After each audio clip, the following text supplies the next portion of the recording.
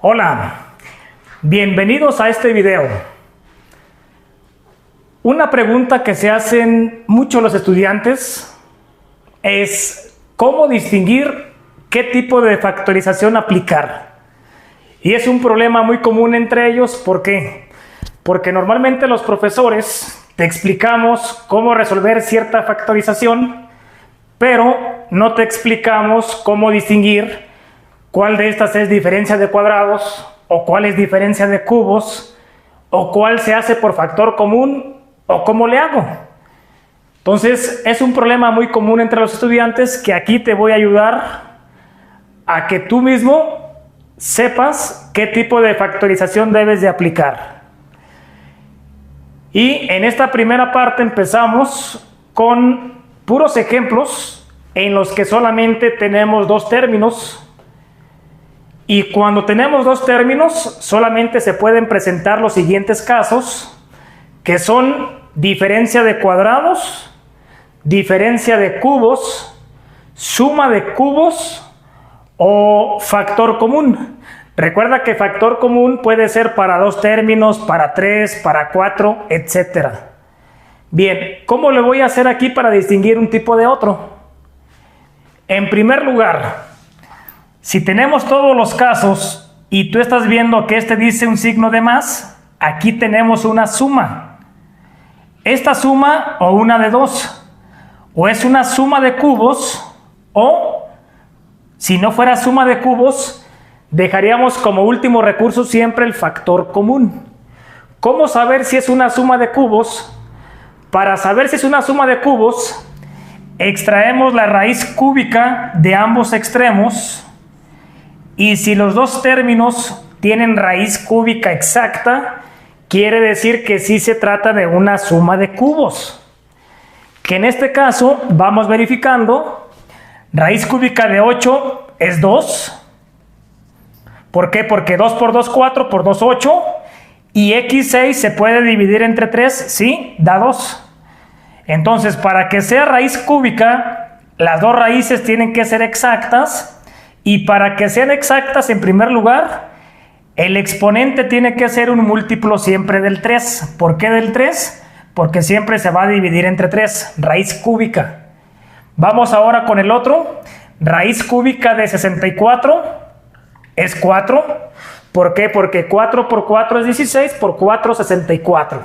Entonces, como los dos términos tienen raíz cúbica exacta, se trata de una suma de cubos. Recuerda que ya expliqué en videos previos cómo se obtiene la raíz cúbica o cómo se obtiene la factorización de la suma de cubos. Si no has visto aquellos videos, te recomiendo que primero los veas para que sepas de qué estamos hablando, ¿de acuerdo? Bien. Entonces ya tenemos el primer tipo, ya vimos que se distingue por el signo de más y porque ambos términos tienen raíz cúbica. Ahora, los tres restantes tienen el signo de menos, los tres son diferencias. ¿Cómo saber cuál es diferencia de cuadrados? En primer lugar, este no puede ser diferencia de cuadrados porque el exponente tendría que ser par. ¿Por qué tiene que ser par? Porque en la diferencia de cuadrados hay que extraer raíz cuadrada. Y para extraer la raíz cuadrada, el exponente se divide entre 2. Y aquí no se puede dividir entre 2. Por lo tanto, este no puede ser diferencia de cuadrados. Pero sí puede ser diferencia de cubos. ¿Por qué? Porque tenemos exponente 3 que es múltiplo del 3. Por lo tanto, se le puede extraer raíz cúbica. Y al 1 se le puede extraer cualquier raíz. ¿Por qué?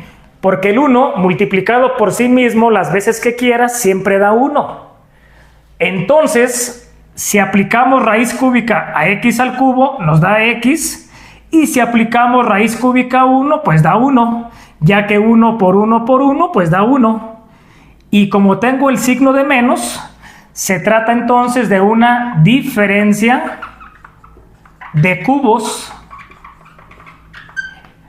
La comparación de la diferencia de cubos y suma de cubos es que una está restando y la otra está sumando, pero ambas tienen raíz cúbica exacta. Bien, el de arriba, todo indica que es una diferencia de cuadrados. ¿Por qué? Porque en la diferencia de cuadrados tienen que tener raíz cuadrada exacta. Diferencia por el signo de menos, raíz cuadrada de x cuadrada, el exponente se divide entre 2, 2 entre 2, 1 o simplemente x, y la raíz de 9 es 3. Entonces, como si tiene raíces cuadradas exactas, quiere decir que este ejemplo se trata de una diferencia de cuadrados. Y finalmente, el último caso, el primer término sí tiene raíz cuadrada exacta, daría 2x, pero el último no. La raíz de 2x me daría 1.41, no es exacta. Por lo tanto, este no tiene raíz cuadrada, ni mucho menos tiene raíz cúbica. El último recurso o siempre la última forma para factorizar es la diferencia de cuadrados, es el factor común.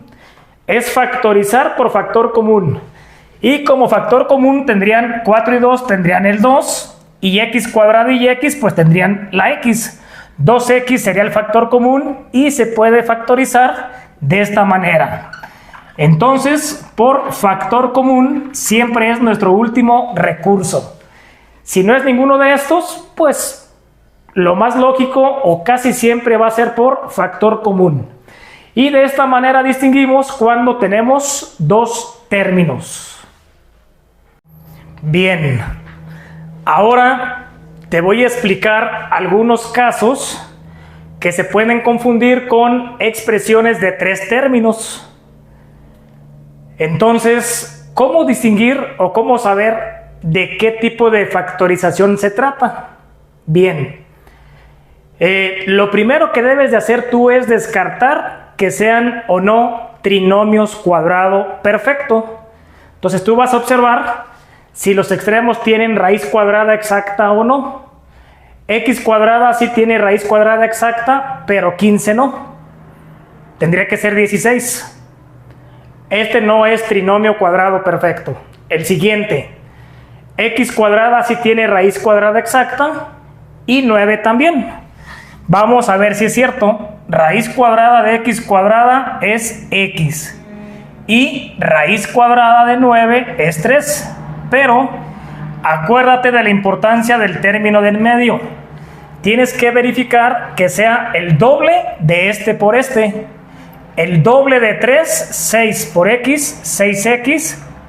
Y como tenemos lo mismo, quiere decir que sí es un trinomio cuadrado perfecto. Que fue de las primeras factorizaciones que te expliqué. Bien, el que sigue, el primero sí tiene raíz cuadrada exacta, pero el último término no. 3 no tiene raíz exacta. Acá abajo, 9x cuadrada sí tiene raíz cuadrada exacta. 36x a la 4 también. De 9x a la 4 nos daría 3x.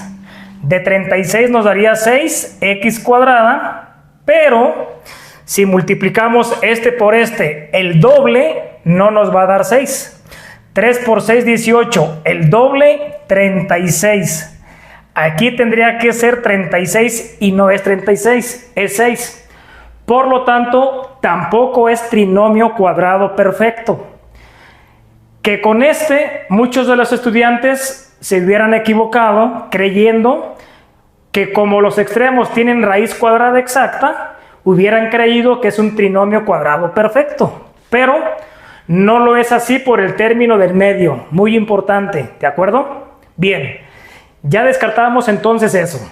Ahora, tengo dos tipos de trinomios, uno de la forma x cuadrada más x, mx más n, que todo parece ser que es el de arriba, x cuadrada más ab más c, dije m y n, no, también se puede dar así, pero lo manejamos como bx y c, en el que buscábamos dos números que sumados dieran 8 y multiplicados dieran 15.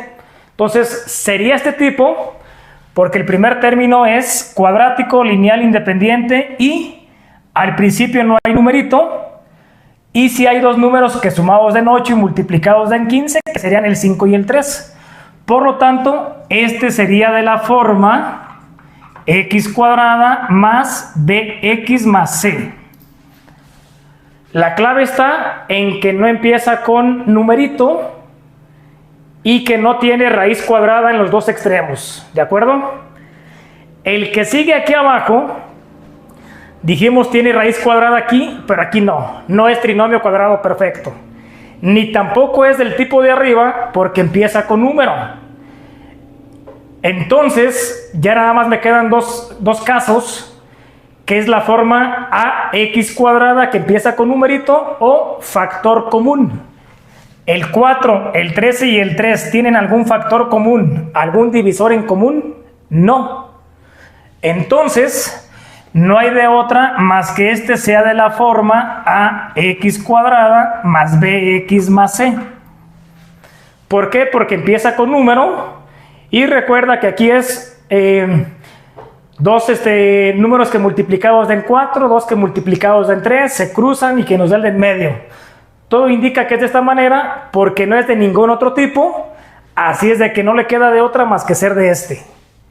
Y el último, ya dijimos que no tiene raíz cuadrada exacta, entonces la quitamos y observamos que el 9, el 6 y el 36 sí son divisibles, por ejemplo, entre 3. La x cuadrada, o sea, los tres términos tienen x cuadrada, x cúbica y x a la 4. Quiere decir que en este sí puede haber un factor común, que en este caso el factor común sería 3x cuadrada, y ya cada término se divide entre este para encontrar el otro factor. De esta manera sabemos que este es también por factor común.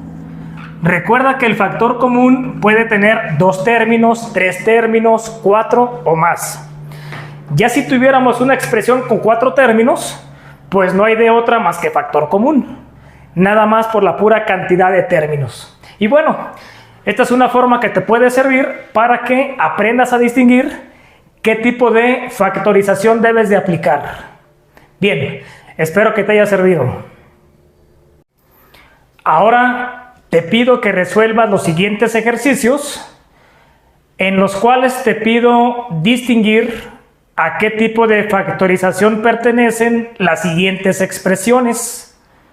Simplemente escribe a un lado de cada expresión qué tipo de factorización se puede realizar en ellas, y una vez que hayas terminado, te invito a comparar tus resultados con los resultados correctos, que como siempre encontrarás en la sección de comentarios. Y sin más por el momento me despido, quedando a tus órdenes. Cualquier duda, cualquier comentario, házmelo llegar. Si te gustó el video, no olvides darle like y nos vemos en un próximo video. Gracias.